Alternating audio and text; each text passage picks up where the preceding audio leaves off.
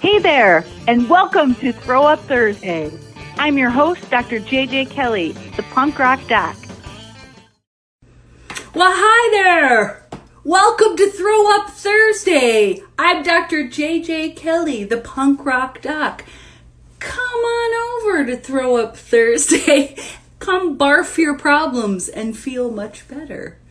I will be joined in any minute by Olivia, my co-host and a doc in Unorthodox. There she is. And just to give everyone, I guess I don't need this when I'm inside my own home. I probably don't need a mask in my own home. Hi. Hi. So I was just about to give a warning that, oh man, I gotta tip this down. Jesus, that never quite gets the right angle. I need to be up higher because you're lower. Am I higher for you too? Yeah. Yeah, okay. I'm always a little bit cut off. Okay, so here is just a little bit of a warning for today. And that is, I have two friends coming in. They're women who are originally from Wisconsin. They're coming from Phoenix, so all they're going to do is complain about the cold here, for sure, which is a funny irony considering they're both from Wisconsin. And they're nuts. You know how I talk about my aunties being nuts? They're nuts, and they could walk in during this, and all hell could break loose. I'm excited. That just could happen. You were so awesome when I was in DC with Corey. Hi, Corey. Hi, Joe. Remember when that was kind of chaotic too? I just got there from the airport out of the shower. Hey, yeah. We're dedicated. We do. We're friggin' Throw Up Thursday against all odds. To ride or die, yes. Snow or sleet. Right. What's the UPS thing? What? I don't know. Snow or sleet or extreme heat. We've done heat waves. We're doing the time change, election. We're, no matter what, we'll be here every Thursday. We'll be here for you to barf your problems and feel better. So there's my warning and I could just drop the phone. It could end. I don't know what's going to happen. Thank you for I'm prepared emotionally. Yeah. I'm almost a little excited for some chaos. It's going to be nuts. Okay, so now watch. They'll just come in quiet and respectful and ruin everything. Okay, so let's get started. All right. What do you got for me? So I got a couple questions from Mallory, another lovely doc. Nice. I talked to her today. She's going to do some TikTok stuff for us. Sick. Nice. Yeah.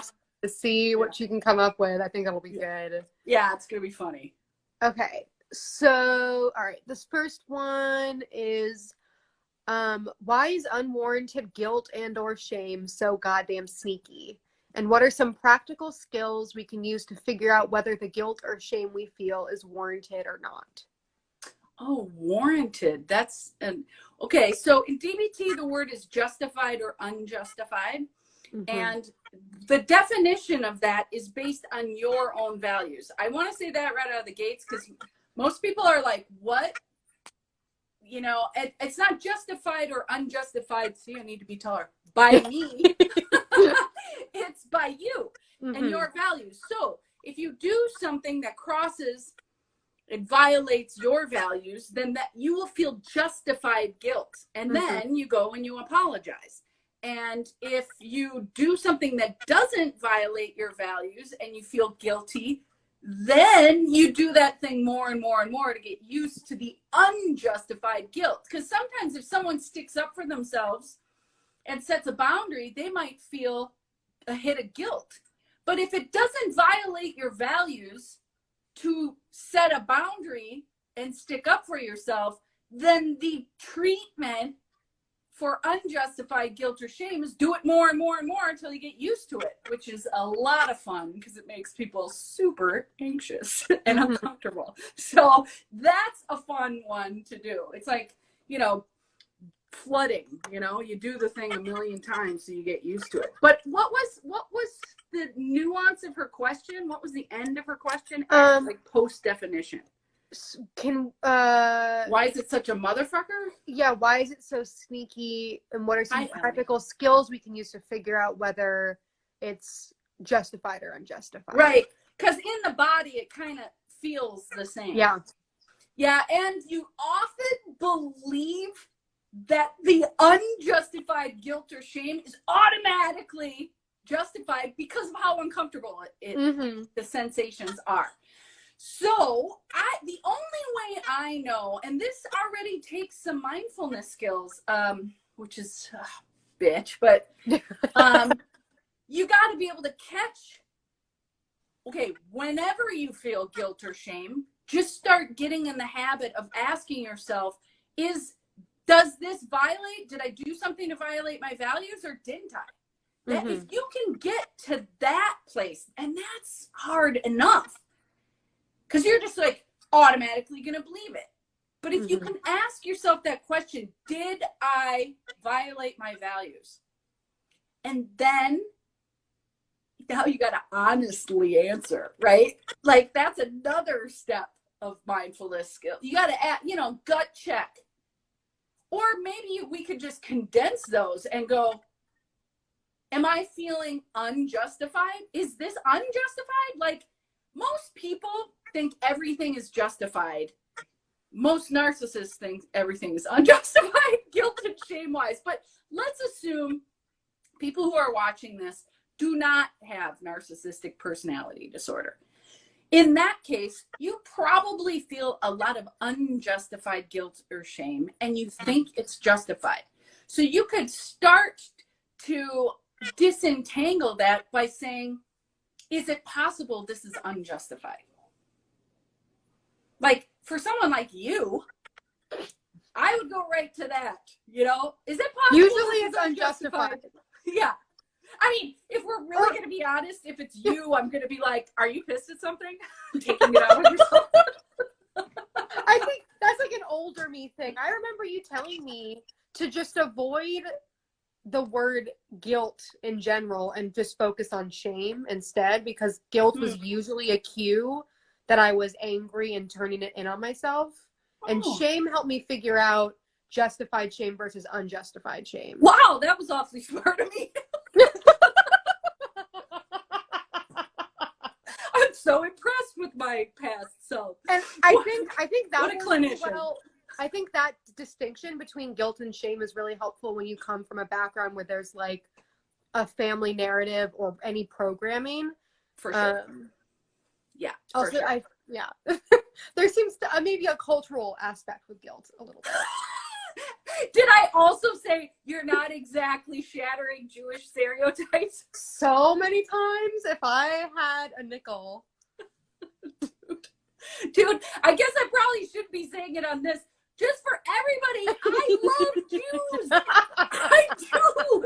Dude, I've got an honorary title myself. I've worked in Berkeley for almost 20 years. Hey, JJ has a Jewish friend, so it's fine. Yeah, only one. Oh my only one in the Bay Area. I'm serious, though. As far as, like, organized religion goes, Jews got it going on. Favoring education, kindness towards others is built in. Hi, Sam. I mean, yeah. Like it. Okay. Did we get to all aspects of that question? Yeah, I think so. Okay. Yeah, Mallory was here. Mallory gave me some specific examples, okay. But they might be a little intellectually. Let's move on. Okay. Come back. Cool. Yeah. So they had another question about the gremlin. Mm-hmm. So, what are some unique and effective ways to tame? What are some unique and effective ways / JJ's top taming gremlin techniques that use humor? Jesus. Okay. Well, Sam and Corey stop talking to each other on this. No problem. Okay, so why don't can you define the gremlin first? Yeah, so basically, the gremlin is the evil little guy or person. I don't know if Yes. I usually think of him as just like a little Uh-huh. gremlin who lives in your head and says that you're not good enough and that you're bad and all of these negative things and tricks you into believing all of your thoughts. So Very well done. by Can I add to that? Oh, sorry, you're not done. Sorry. so by putting all of that kind of negative and willful and icky thought process as a gremlin and separating it from yourself. Externalization, yes, that's what I was going to say. It's not as much of like, you're not owned by your insecurities and your fears and your thoughts. It's a separate thing from you. And that way it's way easier to notice and just not let it get on you as much if you're not thinking of it as it's me that's doing this to myself. That is wonderfully said. Very impressive. Thanks. So let me just add, it's a narrative therapy technique. It is not a trick. I tell people what I'm doing. It's externalizing our worry thoughts into a little thing, a nasty little, and then you can take a look at your worry thoughts with a little less shame because we're making it into, oh my God, I think this is sitting on the box that Sam's gremlin is in. Let me see if I could do this without dropping the entire thing, which I'm known for doing without even trying. Okay. All right. I think, oh my gosh, he's in pieces, but his face is still here. Okay. Well, the butt, last is the butt January. there? What? The butt. Oh, yeah, the butt. Oh, yeah, it is. Okay. Last January, I'll say this really quickly. Sam and Nathan were at emotions camp with all the docs. Remember that when we could all like hug each other, and we made our gremlins out of clay, and this is Sam's, and yes, with a bobble butt. Okay, so there are a bunch of pieces. Here are the legs and the butt. It's not great.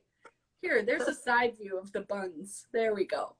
So, yeah. So externalization is a great technique. So to answer the question, I like to say it in a certain way that assumes it's bullshit. Meaning, I ask people, once we get into this concept of the gremlin, I purposefully ask or say, your gremlin's trying to trick you into believing you ought to feel guilty for that. Mm-hmm. The trying to trick you piece. Then we can just keep saying it in that way instead of, we bypass believing whether worry thoughts are true. So if you can identify a pattern of feeling guilt or shame that you define as unjustified, meaning you didn't violate your values, then also get into a habit every time you feel that comes with guilt or shame. Then you guys got to stop talking. You're totally disrupting my flow because I'm trying to read that shit. Okay. Can you screenshot that so I can see that later? I'm going to choke you both. So when you feel that yucky feeling of like guilt or shame, start tacking on the question, did I even violate my values? Did I even go against my values right now? Or is this just a habit of unjustified guilt or shame? So I think that's the answer. Do you have anything you want to add to that, Olivia? No, I think once you're able to, I think that the biggest step is thinking of it as something separate, because then you're able to observe it. And something that they talk about in the book, Taming Your Gremlin, is about not judging or associating like value with what the gremlin thoughts are, to like at the beginning, to just simply notice them. Like when you're doing meditation and you start thinking, you don't go, oh fuck, I'm thinking. You're just like, okay, that's a thought. And you just let it continue. And so when you're beginning to learn how to deal with your gremlin and separate that from yourself, instead of like being upset that you are having gremlin thoughts. Just go, oh, I'm noticing that's a gremlin thought. That's a different thing than my own thought. I'm having this thought.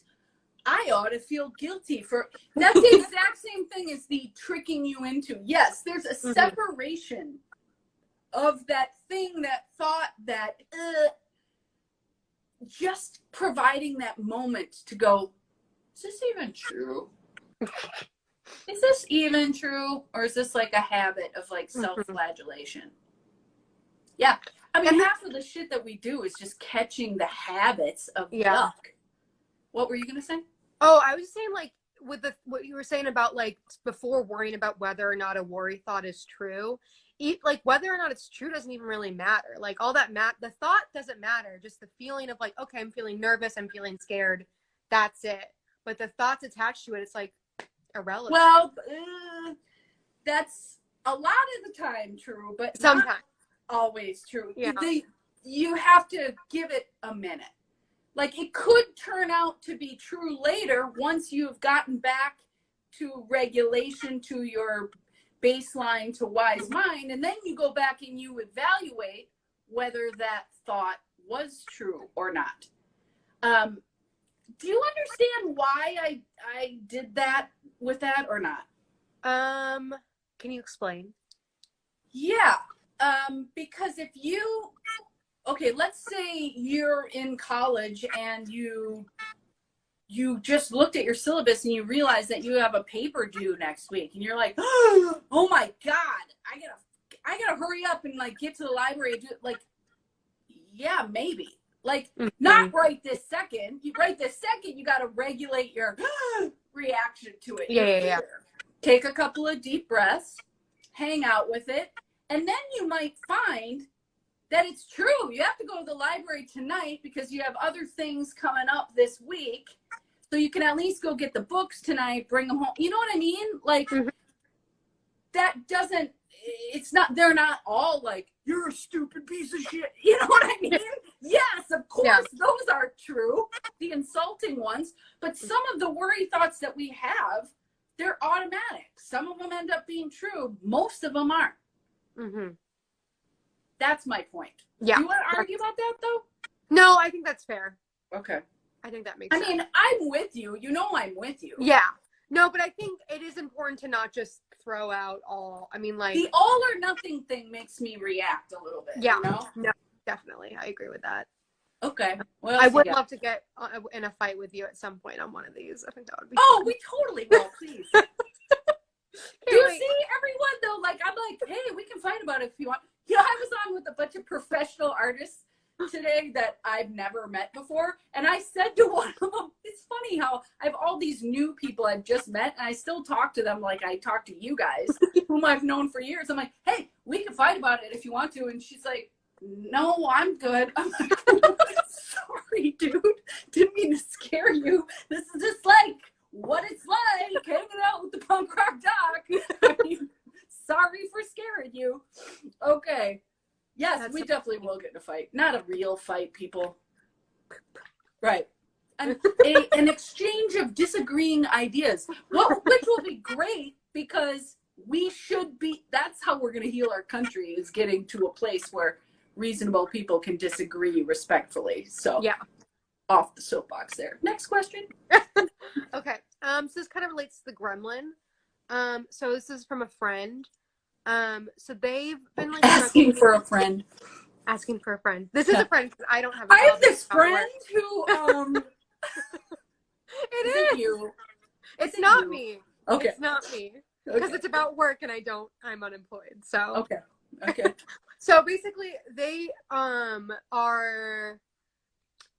get really worried and feel like, or think that they're doing a bad job at work and that they're going to get in trouble, even though they know that they're actually doing a good job. So some ways to like motivate themselves positively instead of like with a negative stimulus. That's not where my mind went with that. If there's constant worrying about whether you're doing a decent job, but you know that you are, that's probably only going to be one of two things or both. like family programming of like perfectionism or something like that. But where my mind went first was they're super pissed at somebody at work. And then just obsessing, like that's a way of control, like, okay, that is a way of repressing anger, which then spikes anxiety, which then has someone who's not skilled in regulating anxiety coming in with some sort of self-medicating, controlling behavior like, oh my God, I got to do a better job. Like that energy's got to go somewhere. That went through a couple different hoops. But if the boss is an asshole or a coworker, particularly one that is in a higher power position, is a dick to you, you can't really do anything, then that is a really natural place for people to go. They turn on themselves because what are they going to do? Be like, don't talk to me like that, which is me. I always did that. And Astrid. Yeah. You know, like if you don't want to get fired, like you gotta pick your battles. A lot of times I didn't really give a shit if I was gonna get fired from that shitty ass job anyway. But you don't want to do something that, I don't know, messes with your self-esteem. Again, that could be unjustified shame. I always kind of felt proud of myself for standing up for myself and then getting fired from a dumb job. Now, I don't know if this person's job is like serious to them or a dumb job. I'm not really even, I'm saying that, you know, tongue in cheek. I'm not trying to devalue their job. The point is that when you're in a lower power position and somebody pisses you off, it often will spike your anxiety if you're trying to keep a lid on it.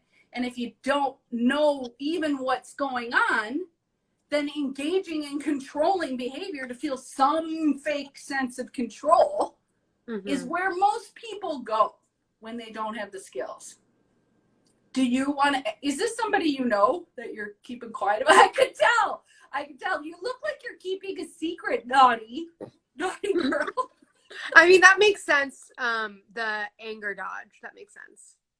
Okay. Oh boy, we'll talk about this more later. Okay. And out of respect for that person's privacy, we will move on. Okay. So this is from Allie. What are some fun things you like to do with COVID restrictions to reset and rejuvenate? What are some fun things I like to do? To, what is it? Rejuvenate and what? Reset And rejuvenate. Okay. Would you like to start, Olivia? Yeah. Okay. Well, so I try to adapt some of my like self-care, like fun things that I did in the before world, to my current world. So I always loved to go shopping and like try on outfits and do that whole thing. Can't really do that anymore, so I go through my own closet and try on all my own clothes and like put on music and dance around and do like fun makeup and try different things. That's been really enjoyable. And like making my own spa at home by like making a homemade sugar scrub and doing a face mask, taking a bath and reading a book. Love it. People who are on too, put in the comments what you're doing. Keep going, Olivia. Loving just like singing really loudly and dancing like as silly as I possibly can. Yeah. Yes. And that's not just at home, people. We've seen that at Fields on Wheels. I have like unleashed whatever. I know, I love it. I don't know what was keeping me from all, but that's gone. There's no more any. I don't either, but I like it. I like the super freak that I always knew was inside. Hi! The ladies are here. They heard super freak and they came in. Yes, they did. Did you hear that? You guys heard super freak and you walked in. Okay, so I think I do a lot of that same stuff, by the way. Oh, nature. Mother Nature is like the best answer to that question. Dancing in the house. Dancing on the street, dancing is always a way that I reset. Bathrooms there, you guys do not have to be quiet. I'm almost done.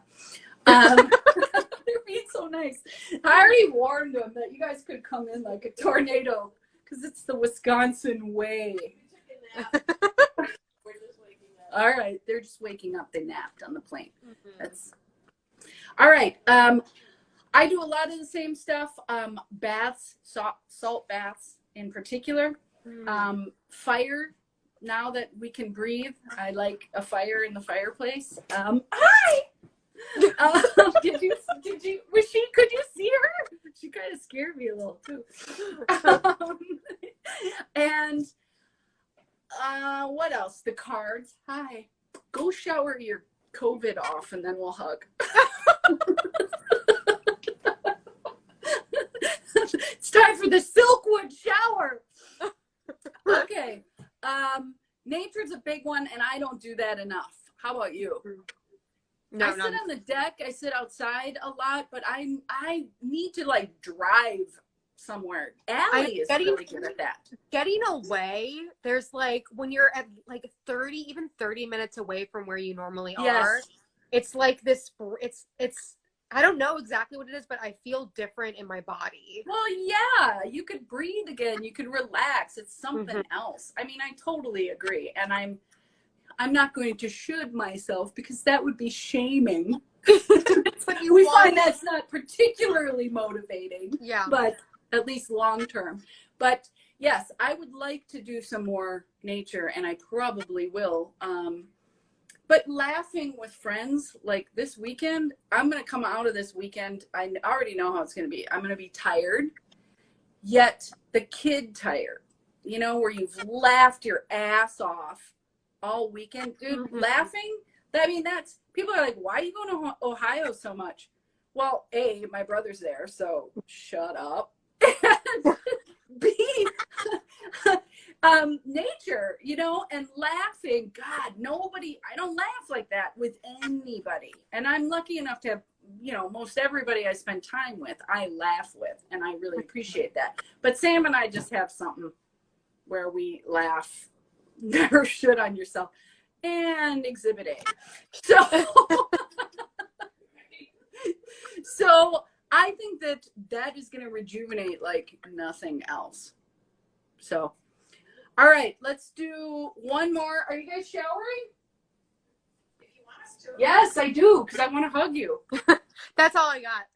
Okay, that's it. That's perfect timing then. That's awesome. Thank you. That's a nice job there. So, you're welcome. So, tomorrow, Feels on Wheels, 2:30 to 4. Do we have anything we want to say about that today? I don't think so. Come. It's fun. It's going to be a good time. We'll be dancing. And bubbles. Okay. What? What was that last one? Dancing and bubbles. Dancing and bubbles. Did you guys take the bubble thing last time?